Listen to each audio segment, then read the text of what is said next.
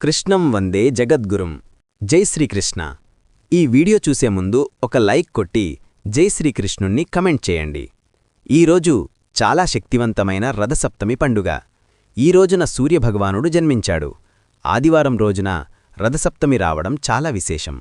ఈరోజు సూర్యుడిని పూజించడం, సూర్యనమస్కారాలు చేయడం, సూర్యుడికి ఆరోగ్యం సమర్పించడం ద్వారా జన్మజన్మల పాపాలన్నీ తొలగిపోయి కోటి జన్మల పుణ్యఫలితం లభిస్తుంది. అయితే ఈ రథసప్తమి రోజున ఏది చేసినా చేయకపోయినా ప్రతి ఒక్కరూ తప్పనిసరిగా చాలా శక్తివంతమైన సూర్యదేవుని కథను వినండి.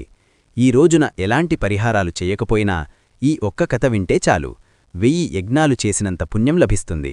అలాగే కాశీలో కోటి గోవులను దానం చేసినంత ఫలితం దక్కుతుందట.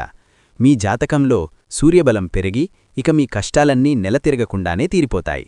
కాబట్టి ఈరోజు మీకు ఈ వీడియో కంటపడితే మీకు సూర్యదేవుని అనుగ్రహం పుష్కలంగా ఉన్నట్టే. ఇక ఆలస్యం లేకుండా ఈ వీడియోలోకి వెళ్ళిపోదాం. ముందుగా ఈ వీడియోకి ఒక లైక్ కొట్టి జై శ్రీకృష్ణ అని కమెంట్ చేయండి. కథలోకి వెళ్లే ముందు ఈరోజు ఎలాంటి నియమాలు పాటించాలి, పొరపాటున కూడా చేయకూడని తప్పుల గురించి ప్రతి ఒక్కరూ తెలుసుకోండి. తెలిసి తెలియక చేసే తప్పుల ద్వారా లేనిపోని కష్టాలు ప్రారంభమవుతాయి. ఆదివారం వచ్చింది కదా అని చాలామంది మాంసాహారం తింటారు. కాని ఈ రోజున పొరపాటున కూడా మాంసాహారం తినకూడదు. అలాగే ఈ రోజున ఎట్టి పరిస్థితుల్లోనూ తరిగిన కూరగాయలు తినకూడదు. కాబట్టి ఈ రోజున చిక్కుడుకాయ కూర తినాలని ఉంది. ఇక ఈరోజు తప్పనిసరిగా ప్రతి ఒక్కరూ జిల్లేడు ఆకులతో స్నానం చేయాలి. తలపైన 7 జిల్లేడు ఆకులు పెట్టుకుని తలస్నానం చేస్తే నరదిష్టి సమస్యలు, అనారోగ్య సమస్యలన్నీ తొలగిపోతాయి. ఆయురారోగ్యాల అష్టైశ్వర్యాలు సిద్ధిస్తాయి. అయితే జిల్లేడు ఆకులు అందుబాటులో లేకపోతే చిక్కుడు ఆకులతో అని రాజీ ఆకులతో కాని తలస్నానం చేయండి. చాలా మంచి జరుగుతుంది. ఇక ఈరోజు సాయంత్రం సమయంలో అంటే సూర్యుడు అస్తమించిన తర్వాత ఉప్పు తినకూడదని నియమముంది. కాబట్టి ఉప్పులేని ఆహారాన్ని తినండి. మన కళ్లకు కనిపించే ప్రత్యక్ష దైవం సూర్యుడు. కాబట్టి ఈ రథసప్తమి రోజున ప్రతి ఒక్కరూ ఉదయాన్నే స్నానం చేసి సూర్యుణ్ణి చూస్తూ మీ మనసులో ఏదైనా కోరుకోండి. మీ కోరిక ఖచ్చితంగా నెరవేరుతుంది. ఈ రోజున వచ్చే సూర్యకిరణాలకు అద్భుతమైన శక్తి ఉంటుంది. కాబట్టి సూర్యునికి నమస్కారం చేసుకొని మీ మనసులో ఏదైనా కోరుకోండి. సాధారణంగా ఏదైనా పండుగ వస్తే ఇంట్లో దీపారాధన చేసుకుంటాము. కాని వీరశక్తి రథసప్తమి రోజున మీ ఇంటి బయట సూర్యకిరణాలు పడే ప్రదేశంలో దీపారాధన చేయాలి. అయితే ఈరోజు ప్రతి ఒక్కరూ ఖచ్చితంగా గోధుమల దీపం వెలిగించాలి. ఈ రోజు వెలిగించే గోధుమల దీపానికి 1000 రెట్ల శక్తి అధికంగా ఉంటుంది. కాబట్టి ఈ అవకాశాన్ని ఎవరూ వదులుకోకండి. మీ ఇంటి గుమ్మం బయట సూర్యకిరణాలు పడే ప్రదేశంలో గోధుమలు దీపం వెలిగించాలి. ఇక ఇత్తడి ప్లేట్లో గోధుమలు పోసి ఆ గోధుమలపైన ఒక మట్టి ప్రమిదను పెట్టి ఈ మట్టి ప్రమిదలో ఆవు నెయ్యి కాని నువ్వుల నూనె కాని పోసి 7 ఒత్తులను విడిగా వేసి దీపారాధన చేయండి. ఈ దీపానికి కుంకుమబొట్లు పెట్టి పూలతో అందంగా అలంకరించి సూర్యుడికి అలాగే గోధుమల దీపానికి నమస్కారం చేసుకోండి.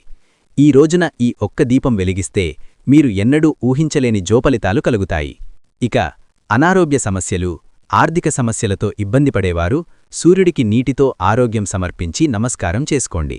అనారోగ్య సమస్యలు వెంటనే తీరిపోతాయి. ఈ విధంగా కొన్ని నియమాలు తప్పనిసరిగా పాటించాలి. అయితే ఇవన్నీ మేము చెయ్యలేము కాని మాకు సూర్యుని అనుగ్రహం కావాలనుకునేవారు ఖచ్చితంగా సూర్యుని కథను వినండి. పూర్వం కశ్యపు ప్రజాపతి అనే రాజు ఉండేవాడు. ఈ రాజకి 14 మంది భార్యలు ఉండేవారట. మొదటి భార్య పేరు దితి, రెండవ భార్య పేరు అదితి. ఈ రెండవ భార్యకి దేవతలు జన్మిస్తారు. కాని మొదటి భార్యకు మాత్రం రాక్షసులు జన్మిస్తారు. ఈ రాక్షసులందరూ దేవతలను చిత్రహింసలు పెడుతూ దైవయజ్ఞలను నాశనం చేస్తూ ప్రజలందరినీ బాధిస్తూ ఉంటారు. రాక్షసుల నుంచి తమకు విముక్తి కల్పించమని దేవతల తల్లి అయిన అదితికి చెప్పి వేడుకుంటారు. అప్పుడు దేవతల తల్లి ఈ మహావిష్ణువుని పూజిస్తూ విష్ణుమూర్తి అనుగ్రహం కోసం కటిక ఉపవాసం ఉండేది. అప్పుడు విష్ణుమూర్తి ప్రత్యక్షపై అదితికి ఒక వరాన్ని ప్రసాదిస్తాడు. నేను మీ గర్భంలో జన్మించి రాక్షసులందరినీ సంహరిస్తానని అదితికి మహావిష్ణువు మాట ఇస్తాడు. విష్ణుమూర్తి చెప్పినట్టుగానే కొన్ని రోజుల తర్వాత అదితి గర్భం దాల్చి ఒక మగబిడ్డకు జన్మనిస్తుంది. తన బిడ్డకు ఆదిత్యుడు అని పేరు పెడుతుంది. సూర్యభగవానుడు దేవతలందరూ ఆదిత్యులకి పూజలు చేస్తూ ఉంటారు. కశ్యపుపతి 4వ భార్య పేరు కద్రువ. ఈమెకు నాగుపాములు జన్మిస్తారు. అలాగే 3వ భార్య పేరు వినతదేవి. ఆమెకు అనురుడు. ఈ అనురుడు తొడలు లేకుండా జన్మిస్తాడు. కాబట్టి సూర్యునికి రథసారథిగా ఉంటాడు. ఒకానొక రోజు సూర్యభగవానుడు 7 గుర్రాలు ఉన్న బంగారం రథమెక్కి రాక్షసులను సంహరించటానికి బయలుదేరుతాడు. సూర్యుడు రాక్షసులతో పోరాడి రాక్షసులందరినీ సంహరిస్తాడు. అప్పుడు దేవతలందరూ ఎంతో సంతోషించి సూర్యదేవునికి నమస్కారం చేసుకుని మీ రుణాన్ని ఎలా తీర్చుకోవాలి స్వామి అని అడుగుతారు.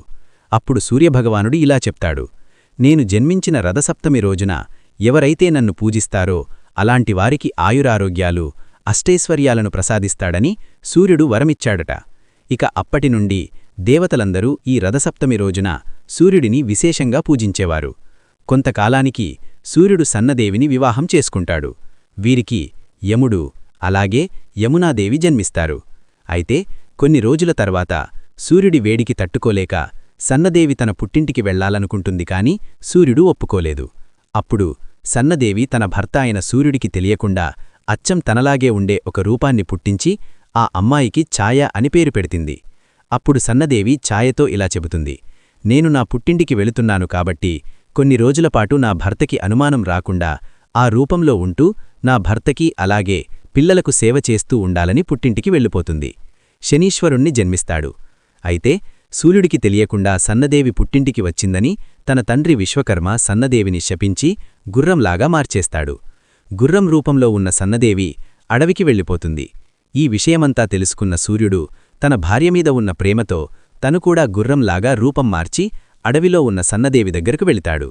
గుర్రం రూపంలో ఉన్న సూర్యుడికి అలాగే సన్నదేవికి అశ్విని దేవతలు పడతారు.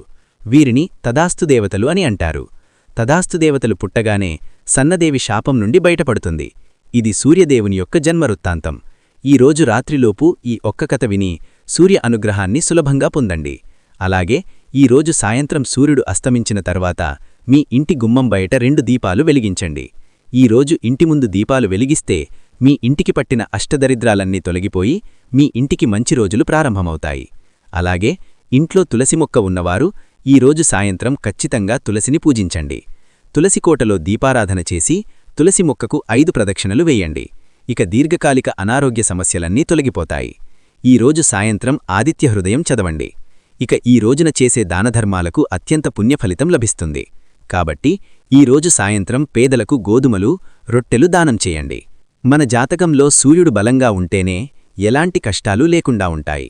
కాబట్టి ఈరోజు సాయంత్రం ప్రతి ఒక్కరూ నీటిలో బెల్లం కలిపి ఆ నీటిని తులసి మొక్కకు పోయండి. మీ జాతకంలో సూర్యబలం పెరుగుతుంది. అలాగే ఈరోజు తప్పనిసరిగా సూర్యగాయత్రి మంత్రాన్ని చదవండి. ఆ మంత్రం ఏమిటంటే ఓం భాస్కరాయ విద్మహే మహద్వితికరాయ ధీమహి తన్నో ఆదిత్య ప్రచోదయాత్. ఈ సూర్యగాయత్రి మంత్రాన్ని చదివితే మీ కుటుంబం మొత్తానికి చాలా మంచి జరుగుతుంది. ఇక ఈరోజు చాలామంది ఇంటి ముందు రథం ముగ్గు వేసుకుంటారు. అయితే ఈరోజు సాయంత్రం సమయంలో ఇంటి ముందు వేసిన రథం ముగ్గుపైన నువ్వుల నూనెతో ఒక దీపం వెలిగించండి. దీనిని నానదీపం అని అంటారు. ఇలా రథంపైన దానదీపం వెలిగిస్తే మీ ఇంట్లో ఉన్న పిల్లలకు జ్ఞాపకశక్తి ఏకాగ్రత పెరిగి చదువులో ముందుంటారు. చూశారు కదా ఈ వీడియోని? ఈ వీడియో గనక మీకు నచ్చినట్లయితే లైక్ చేయండి, షేర్ చేయండి, సబ్స్క్రైబ్ చేసుకోండి. Thank you for watching. Survey జనా సుఖినో భవంతు.